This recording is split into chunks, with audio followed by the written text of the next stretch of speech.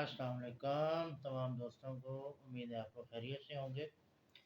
आज का मेरा जो टॉपिक है वो जैसे कि आप लोगों ने थंबनेल पे देख लिया है कि क्या पाकिस्तान को क्या आईएमएफ प्रोग्राम की क्या वाकई ही ज़रूरत है या नहीं है। ये काफ़ी अरसे से एक बड़ा एक टॉपिक ऑफ डिस्कशन बना हुआ है और उसकी वजह से आप देख सकते हैं कि पाकिस्तान की जो पूरी इकॉनमी जो है वो बिल्कुल रुक के रह गई है और उसमें कोई बहुत बड़ी मेजर मूवमेंट आपको नज़र नहीं आ रही।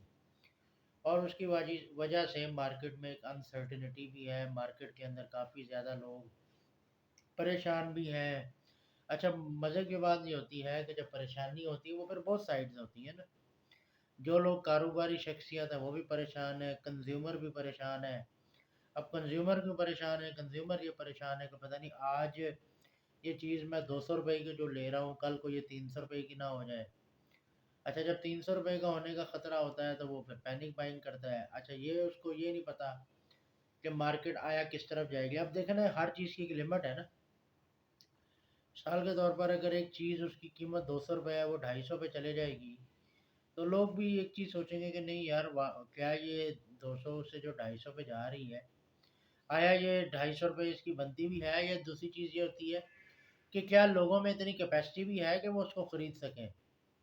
ये भी इम्पोर्टेंट फैक्टर्स है ना। मिसाल के तौर पर आपकी महंगाई बहुत तेज़ी से बढ़ रही है, इनकम लेवल आपके उस हिसाब से नहीं बढ़ रहे, तो उसकी वजह से एक मार्केट में एक अनसर्टिनिटी होती है।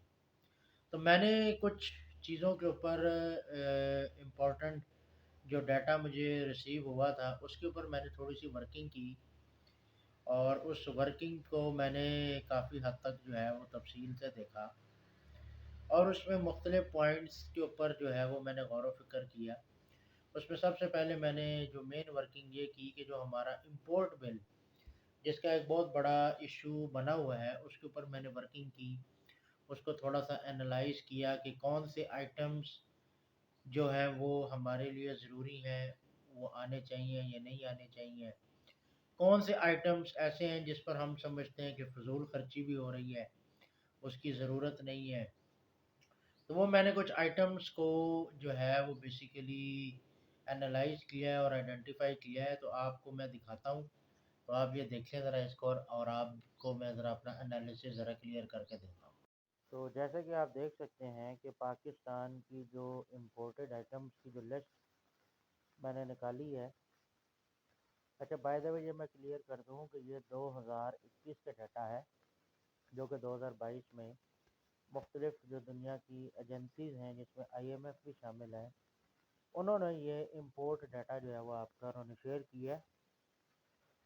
इसमें आप देख सकते हैं कि हमारी जो सबसे बड़ा इम्पोर्ट बिल है वो मिनरल फ्यूल्स का है, जिसमें ये पेट्रोलियम मसनूआत शामिल हैं, जो कि 19.4 बिलियन डॉलर की हमारी इंपोर्ट है। फिर दूसरे नंबर पे ये इलेक्ट्रिकल मशीनरी इक्विपमेंट, जिस तरह ये बड़ी बड़ी जो मशीनें जो कंस्ट्रक्शन के लिए या बाकी और जो कामों के लिए इस्तेमाल होती हैं, तो उसका हमारा इंपोर्ट बिल बनता है 6 बिलियन डॉलर। फिर तीसरे नंबर पे हमारा जो मशीनरी है जिसमें कंप्यूटर्स हैं, सेंसर्स हैं या इस किस्म की जो सोलर पैनल्स वगैरह हैं, उसका हमारा इंपोर्ट बिल बनता है 5.9 बिलियन डॉलर।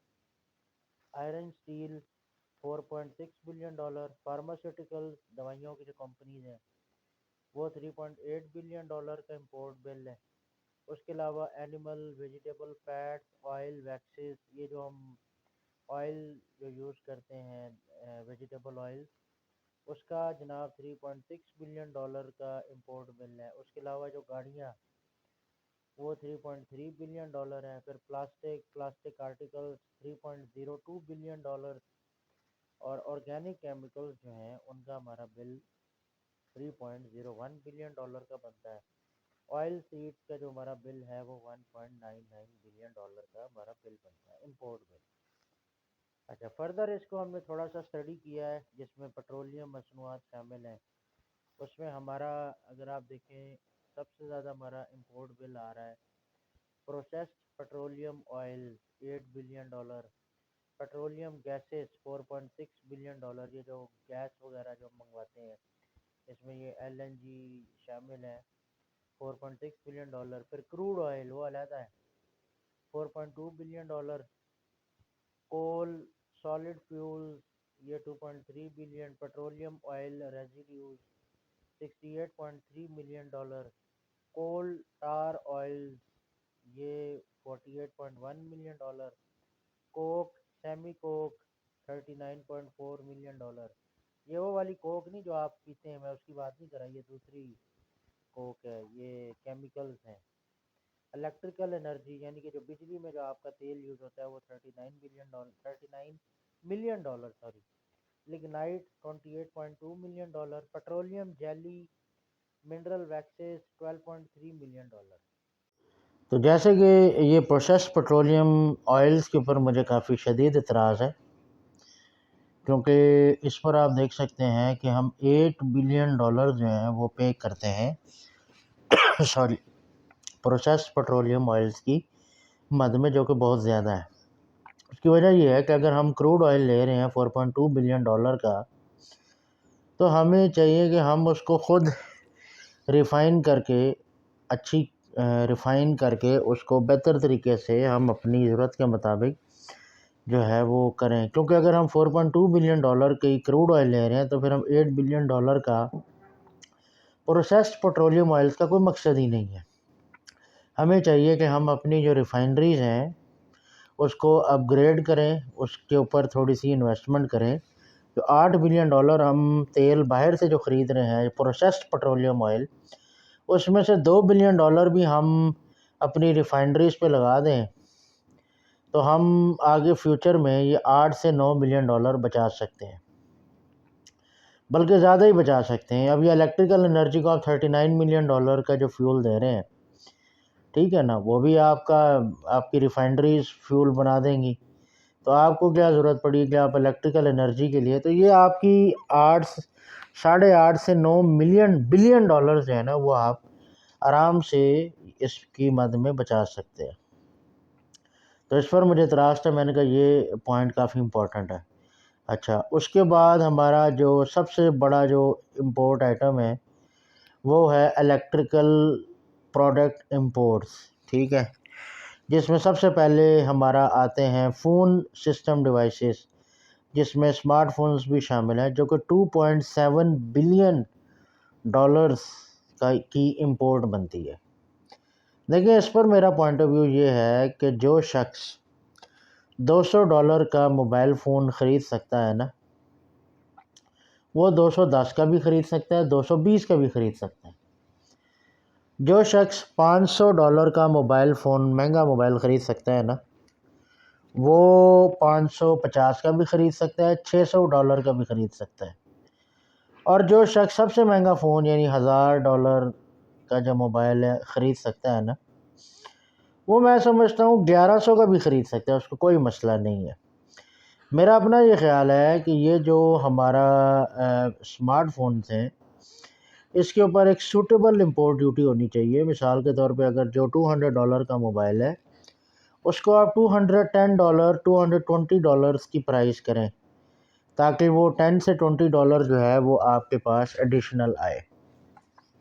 दूसरे नंबर पे जो आपका $500 वाला जो मोबाइल है उसको आप करें 550 का, कर रहे हो, कोई मसला नहीं। जो $1000 वाला मोबाइल है उसको 1100 का भी कर देंगे तो कोई मसला नहीं होने लगा, क्योंकि जो $200 का, $500 का या $1000 का मोबाइल ख़रीद सकता है, उसको $10 $50 या $100 से कोई ख़ास कोई बहुत बड़ा फ़र्क नहीं आने लगा, क्योंकि जो इतने महंगे मोबाइल ख़रीदे हैं वो ये चीज़ें अफोर्ड कर सकते हैं। दूसरे नंबर पे electric generating sets converter 790.8 million, ये ठीक है, होना चाहिए। सोलर के ऊपर तो ये कम इंपोर्ट है, बल्कि मैं समझता हूँ इसको मज़ीद बढ़ना चाहिए। इससे ये होगा कि हर घर में अगर आपका सोलर ज़्यादा से ज़्यादा लगेगा ना, जितना ज़्यादा लगेगा उससे आपकी वो जो इलेक्ट्रिकल एनर्जी का जो बिल है वो कम होगा, और बल्कि आप अपनी बिजली ख़ुद ज़्यादा से ज़्यादा जनरेट करेंगे। उसके अलावा इलेक्ट्रिकल कन्वर्टर्स, इलेक्ट्रिकल मोटर्स, ये तो ठीक है, इंसुलेटेड वायर केबल, अनरिकॉर्डेड, ये सारी चीज़ों पर मुझे को बहुत बड़ा एतराज़ थी। जिन चीज़ों पे मुझे एतराज़ था वो मैंने जो है वो मेंशन कर दिया। जैसा कि अभी मैंने आपको दिखाया, जो डाटा हमने आपके साथ सारा शेयर किया, मेरा जो पॉइंट ऑफ व्यू है कि हमारा जो सबसे बड़ा इश्यूज़ है वो यही है कि हमारे जो इम्पोर्ट बिल हैं वो थोड़े से अनसर्टन वेज के अंदर हम उसको यूटिलाइज कर रहे हैं। अगर हम उसको बेहतर तरीके से यूटिलाइज करें तो हम अपने ना सिर्फ इम्पोर्ट बिल को कम कर सकते हैं बल्कि एक्सपोर्ट को भी बेहतर कर सकते हैं। इस वक्त जो हमारा सबसे बड़ा इशू है वो यही है कि हमारे एक्सपोर्ट्स कम है, इम्पोर्ट्स ज़्यादा है। हमारा जो इस वक्त की टारगेट है किसी भी तरक्की याफ्ता मुल्क के लिए वो ये है कि एक्सपोर्ट्स इंपोर्ट से ज़्यादा हों। हमेशा एक्सपोर्ट्स को इंपोर्ट से ज़्यादा होना चाहिए, लेकिन हमारे यहाँ पर केस उल्टा है। केस उल्टा इस वजह से है कि हमारी इंपोर्ट्स एक्सपोर्ट से डबल है। तो जब आप डबल इंपोर्ट्स कर रहे हैं एक्सपोर्ट्स के मुकाबले में, तो होता क्या है कि आपकी इकॉनमी में जिसको हम कहते हैं बैलेंस ऑफ पेमेंट्स के इश्यूज आते हैं। अब आपने जो चीज़ें आइटम्स इंपोर्ट की हैं उनकी पेमेंट्स करनी है।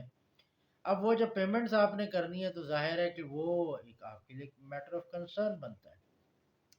तो इसलिए ये ज़रूरी है कि हम इस चीज़ को और मज़ीद एनालाइज करें। बल्कि मैंने अभी उसके ऊपर मज़ीद थोड़ी सी बात करनी थी। कुछ आइटम्स मैंने जो ऑब्ज़र्व किए, जैसे कुछ तो मैंने आपको पॉइंट आउट किया पेट्रोलियम प्रोडक्ट्स के ऊपर और स्मार्टफोन्स के ऊपर। उसमें मज़ीद कुछ आइटम्स थे जिस पर अभी मैं आपसे बात करूँगा, जैसे कि हमारे लैपटॉप्स बहुत ज़्यादा यूज़ हो रहे हैं। अच्छा, लैपटॉप्स के हवाले से जो मेरा पॉइंट ऑफ व्यू ये था कि एक तो लैपटॉप्स की हमारी कंजम्पशन ज़्यादा है। स्टूडेंट्स, जो यूनिवर्सिटीज़ के स्टूडेंट्स हैं वो ज़्यादातर सॉरी लैपटॉप्स के ऊपर जो है वो काम करते हैं। तो हमें चाहिए कि हम ये जो लैपटॉप्स हैं इसको हम स्टूडेंट्स के लिए वजह से हम शायद इसको कुछ हद तक सब्सिडाइज भी करते हैं। कुछ जो हमारे ज़हीन स्टूडेंट्स हैं उनको हम सब्सिडाइज रेट्स पर भी लैपटॉप्स, बल्कि सब्सिडाइज के फ्री ऑफ कॉस्ट हमारे यहाँ लैपटॉप्स बांटे जाते हैं। अच्छा, दूसरी चीज़ ये है कि मुझे इस पर एतराज़ है। उसकी वजह यह है कि लैपटॉप्स की इतनी ज़रूरत भी नहीं है। अगर हम उसके मुकाबले में डेस्कटॉप कंप्यूटर्स हैं जो कि शायद बहुत ज़्यादा चीप हैं as compared to the laptops, उस पर भी काम किया जा सकता है। तो ये जो लैपटॉप्स हैं ये मैं कहूँगा कि एक लग्जरी आइटम के अंदर इस टाइम ज़्यादा काउंट हो रहा है, ना कि बहुत ज़्यादा ज़रूरत वाली आइटम के अंदर काउंट हो रहा है। इस पर भी मेरा ख़्याल है कि आप एक इम्पोर्ट ड्यूटी, एक सूटेबल इम्पोर्ट ड्यूटी लगाएं। मिसाल के तौर पर इस वक्त एक लैपटॉप जो है ना वो राउंड अबाउट कॉस्ट करता है कोई $1100 पर लैपटॉप। अब $1100 का जो लैपटॉप है आप उस पर आराम से $50 की इम्पोर्ट ड्यूटी लगा सकते हैं।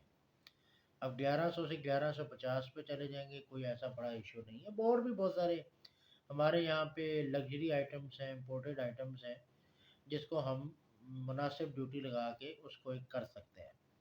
मेरा अपना ये ख्याल है कि अगर हम खुद कुछ इम्पोर्टेंट स्टेप्स लें और अपने रेवेन्यू को हम बढ़ा जाते हैं तो मेरा ख्याल है हमें बहुत ज़्यादा आईएमएफ के ऊपर एनएसआर करने की ज़रूरत नहीं है। क्योंकि ऑलरेडी हम जब मुश्किल फ़ैसले कर रहे हैं तो हम फिर उस हिसाब से करें जिसमें हम आने वाले वक्तों में अपनी जो एक्सपोर्ट्स हैं उसको भी बेहतर करें। हम ग्रेजुअली जो इंपोर्ट्स हैं उनको कंट्रोल करें, एक्सपोर्ट्स को बेहतर करें। एक्सपोर्ट्स को बेहतर करने के लिए ज़रूरी होता है कि हमारे यहाँ पर एक तो रॉ मटेरियल्स के ऊपर तो बहुत ज़्यादा काम होता है, लेकिन उसके बाद जो फिनिश्ड गुड है, दो किस्म के आइटम होते हैं ना, एक रॉ आइटम होता है, एक फिनिश्ड गुड होता है। तो हमारे यहाँ पर रॉ आइटम पे तो बहुत काम किया जा रहा है, लेकिन फिनिश्ड जो गुड है उसके ऊपर हम काम नहीं कर रहे। मेरा ख्याल है अगर हम उस पर थोड़ी सी प्रिसाइज वर्किंग करें ना, प्रिसाइज वर्किंग, तो वो हमारे लिए एक मेजर एक्सपोर्ट आइटम्स के तौर पर हम उसको यूटिलाइज कर सकते हैं। हमारे यहाँ बहुत सारी चीज़ें हैं जो बन सकती हैं और बनने की सलाहियत भी रखती हैं। अगर हम उस पर थोड़ा सा फोकस करें तो हम बआसानी उन चीज़ों को एक्सपोर्ट करके अपनी ये जो बैलेंस ऑफ पेमेंट्स की जो इश्यूज़ हैं इसको ईज़िली हल कर सकते हैं। मेरा ख़्याल है हमें आईएमएफ प्रोग्राम के बजाय हमें अपनी सेल्फ सफिशिएंसी की तरफ बढ़ना चाहिए। और हमारी जो गवर्नमेंट्स हैं उनको भी ये जो थोड़ी सी एक ओवर लग्जरी की जो आदात है इनको भी तब्दील करने की ज़रूरत है, क्योंकि इसके साथ हमारा सिस्टम नहीं चलता। अब हर मुल्क जो है वो अपने हिसाब से इकॉनमी पॉलिसी बनाए और उसको बेहतर तरीके से चलाए, क्योंकि अगर हम बहुत ज़्यादा डिपेंडेंट हो जाएंगे आईएमएफ के, वर्ल्ड बैंक के, तो इस तरह मेरा ख्याल है वो हमसे मुश्किल तरीन फ़ैसले भी करवाएंगे, हमें ग्रो भी करने नहीं देंगे। तो हमें सस्टेनेबल ग्रोथ चाहिए। हमें सिर्फ ग्रोथ भी नहीं चाहिए और हमें सिर्फ स्टेबिलिटी भी नहीं चाहिए, हमें सस्टेनेबल ग्रोथ चाहिए। हम अगर 4% पे ग्रो करते हैं तो हम हर साल 4% पे सस्टेन करके ग्रो करें। अगर हम 5% पे कर दें तो हमारी सस्टेनेबल ग्रोथ है कि हर साल हम 5% पे जाएं, बल्कि ग्रेजुअली 1%, 5.1%, 0.2% उसको बढ़ाएं। ये सस्टेनेबल ग्रोथ होती है। तो हम सस्टेनेबल ग्रोथ पे काम करें, ना कि हम यहाँ बैठ के आईएमएफ प्रोग्राम, वर्ल्ड बैंक और फलाने लोगों के पास जाते फिरें। अगर हमने मुश्किल फ़ैसले किए ही हैं, तो फिर मुश्किल फ़ैसले को इस तरह इम्प्लीमेंट करें, जो long term, short term, medium term में हमारे मुल्क के लिए बेहतर हो। तो मेरा ख़्याल है आज के लिए इतना काफ़ी है। तो उम्मीद है आप लोगों को मेरी बात पसंद आई होगी। तो मैं अपनी बात का इख्तिताम जो है यहाँ पे करता हूँ। बहुत शुक्रिया। अल्लाह हाफ़िज़।